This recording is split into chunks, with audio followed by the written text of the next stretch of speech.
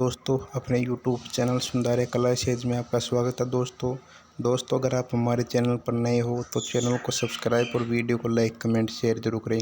दोस्तों आज हम बात करने वाली BSTC परीक्षा 2025 के बारे में, जो कि 1 जून को होने जा रही है। दोस्तों तो आपके लिए माइक्रो टीचिंग यानी कि शिक्षण अभिरुचि की काफ़ी इंपॉर्टेंट प्रश्न लाए दोस्तों, तो चैनल को सब्सक्राइब अवश्य करें। दोस्तों तो आज का हमारा पहला प्रश्न है, शिक्षण का मुख्य उद्देश्य क्या होता है?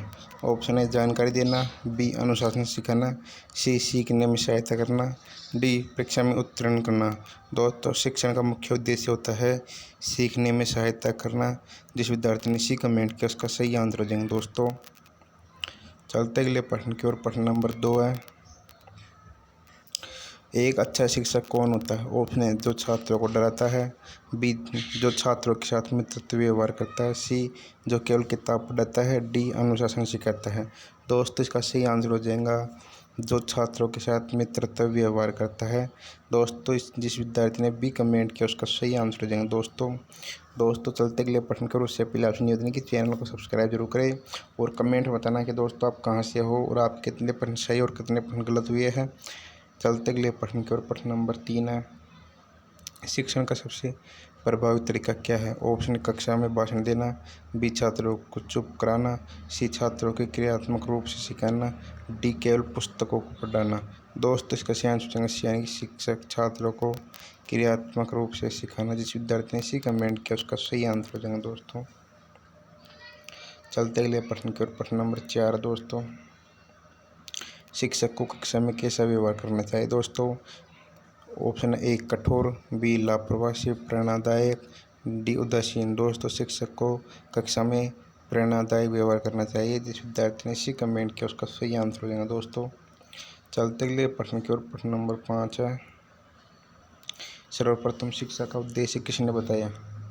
ऑप्शन अरस्तु, बी गांधी जी, सी टैगोर, डी सोक्रात। दोस्तों इसका सही आंसर हो जाएगा सर्वप्रथम शिक्षा का उद्देश्य अरस्तु ने बताया था। जिस विद्यार्थी ने एक कमेंट किया उसका सही आंसर हो जाएगा। दोस्तों चलते अगले प्रश्न की ओर। उससे पहले आपसे निवेदन की चैनल को सब्सक्राइब और वीडियो को लाइक कमेंट शेयर जरूर करें। प्रश्न नंबर 6 है दोस्तों, शिक्षक और छात्र के बीच संबंध कौन चाहिए होना चाहिए? ऑप्शन है डर का, बी दूरी का, सी विश्वास और सहयोग का, डी केवल पढ़ाई का। दोस्तों शिक्षक और छात्रों के बीच संबंध होना चाहिए विश्वास और सहयोग का। जिस विद्यार्थी ने सी कमेंट किया उसका सही आंसर हो जाएगा। दोस्तों चलते अगले प्रश्न की ओर। प्रश्न नंबर 7 है, निम्न में से कौन सा गुण एक अच्छे शिक्षक में होना चाहिए? ऑप्शन क्रोधी स्वभाव, बी अच्छा वक्ता, सी कठोर अनुशासन, डी उपेक्षा करना। दोस्तों अच्छा बी यानी कि अच्छा वक्ता अच्छे गुण होने चाहिए एक शिक्षक में। जिस विद्यार्थी ने बी कमेंट किया उसका सही आंसर हो जाएगा। दोस्तों चलते अगले प्रश्न की ओर। प्रश्न नंबर 8 है, शिक्षा का प्रमुख उद्देश्य है। ऑप्शन नौकरी प्राप्त करना, बी परीक्षा पास कराना, सी सर्वांगीण विकास, डी अंक लाना। दोस्तों शिक्षा का मुख्य उद्देश्य होता है कि सर्वांगीण विकास करना। जिस विद्यार्थी ने सी कमेंट किया उसका सही आंसर हो जाएगा। दोस्तों प्रश्न काफ़ी इंपॉर्टेंट है तो इनको जरूर रट लेना। दोस्तों चलते अगले प्रश्न की ओर। प्रश्न नंबर 9 है, शिक्षक को छात्रों को कैसे पढ़ना चाहिए?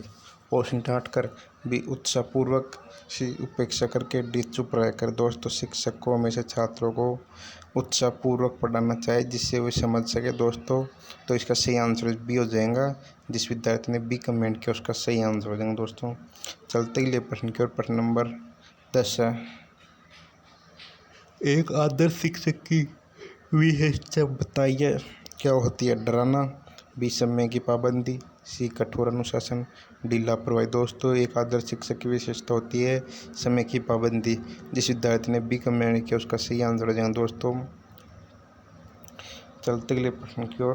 प्रश्न नंबर 11 है, बाल मनोविज्ञान का ज्ञान किस आवश्यक है? ऑप्शन विद्यार्थी को, बी अध्यापक को, सी प्राध्यापक को, डी अभिभावक को। दोस्तों बाल मनोविज्ञान का ज्ञान अध्यापक को आवश्यक होता है। जिस विद्यार्थी ने बी कमेंट किया उसका सही आंसर हो जाएगा। दोस्तों चलते अगले प्रश्न करो उससे पहले आप निवेदन की चैनल को सब्सक्राइब और वीडियो को लाइक कमेंट शेयर जरूर करें। प्रश्न नंबर 12 है दोस्तों, शिक्षण विधि का चुनाव किस आधार पर करना चाहिए? ऑप्शन शिक्षक की इच्छा, समय की कमी, सी पाठ्य विषय एवं विद्यार्थियों की आवश्यकता, डी पाठ्य पुस्तक।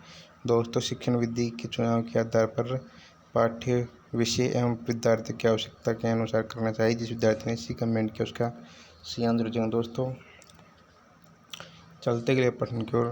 प्रश्न नंबर 13 है, शिक्षा का अर्थ क्या है? ऑप्शन सिखाना, बी अंक देना, सी निर्देश देना, डी अंदर की संभावना को बाहर लाना। दोस्तों शिक्षा का अर्थ आता है अंदर की संभावना को बाहर लाना। जिस विद्यार्थी ने डी कमेंट किया उसका सही आंसर हो जाएगा। दोस्तों चलते के लिए प्रश्न की ओर। प्रश्न नंबर 14 है, सक्रिय शिक्षण में शामिल है। ऑप्शन रटना, बी केवल सुनना, सी भागीदारी, डी अनुभव, डी चुप बैठना। दोस्तों सक्रिय शिक्षण में शामिल है भागीदारी और अनुभव। जिस विद्यार्थी ने सी कमेंट किया उसका सही आंसर हो जाएगा। दोस्तों चलते गए प्रश्न की ओर। प्रश्न नंबर 15 है, एक शिक्षक को कक्षा में क्या करना चाहिए? ऑप्शन आदेश देना, बी सभी छात्रों को समान अवसर देना, सी केवल तेज छात्रों को पढ़ाना, डी कमजोर छात्रों को नज़रअंदाज करना। दोस्तों इसका सही आंसर हो जाएगा सभी छात्रों को समान अवसर देना। जिस विद्यार्थी ने बी कमेंट किया उसका सही आंसर हो जाएगा। दोस्तों काफ़ी इंपॉर्टेंट है। चलते अगले प्रश्न की ओर। उससे पहले आपसे निवेदन की चैनल को सब्सक्राइब और वीडियो को लाइक कमेंट शेयर जरूर करें। दोस्तों प्रश्न नंबर 16 है, प्रभावी शिक्षण की विशेषता बताइए। ऑप्शन शिक्षण के भाषण, बी छात्रों की भागीदारी, सी समय की पाबंदी, डी चुप्पी। दोस्तों इसका सही आंसर हो जाएगा बी यानी छात्रों की भागीदारी। जिस विद्यार्थी ने बी कमेंट किया उसका सही आंसर हो जाएगा दोस्तों। चलते अगले प्रश्न की ओर। प्रश्न नंबर 17 है, शिक्षण का पहला चरण क्या होता है? ऑप्शन मूल्यांकन, बी शिक्षण, सी उद्देश्यों की योजना बनाना, डी गृह कार्य। दोस्तों शिक्षण का पहला चरण होता है उद्देश्यों की योजना बनाना। जिस विद्यार्थी ने सी कमेंट किया उसका सही आंसर हो जाएगा। दोस्तों चलते के लिए प्रश्न की ओर। प्रश्न नंबर 18 है, सर्वाधिक प्रभावशाली शिक्षण के माध्यम से होता है? ऑप्शन श्रवण, बी दृष्टि, सी श्रवण दृष्टि, डी मौन। दोस्तों इसका सही आंसर हो जाएगा सी यानी कि श्रवण दृष्टि। जिस विद्यार्थी ने सी कमेंट किया उसका सही आंसर हो जाएगा। दोस्तों चलते अगले प्रश्न की ओर। प्रश्न नंबर 19 है, यदि विद्यार्थी प्रश्न पूछते हैं तो शिक्षक को क्या करना चाहिए? ऑप्शन डांटना, बी अनदेखा करना, सी उत्तर देना और प्रोत्साहित करना, डी नाराज होना। दोस्तों इसका सही आंसर हो जाएगा सी यानी कि उत्तर देना और प्रोत्साहित करना। दोस्तों अगर आपसे कोई भी प्रश्न पूछेगा तो आपको उत्तर देना और प्रोत्साहित करना चाहिए। चलते अगले प्रश्न की ओर। प्रश्न नंबर 20 है, सकारात्मक शिक्षण वातावरण के लिए आवश्यक है। ऑप्शन डर का अनुशासन, बी शांति और सहयोग, सी नियम और दंड, डी परीक्षा और अंक। दोस्तों इसका सही आंसर हो जाएगा शांति और सहयोग। जिस विद्यार्थी ने बी कमेंट किया उसका सही आंसर हो जाएगा। दोस्तों आज की हमारी क्लास यहाँ पर खत्म होती है। तो आपसे निवेदन है कि चैनल को सब्सक्राइब और वीडियो को लाइक कमेंट शेयर जरूर करें। दोस्तों मिलते हैं अगली क्लास में, उसके लिए धन्यवाद।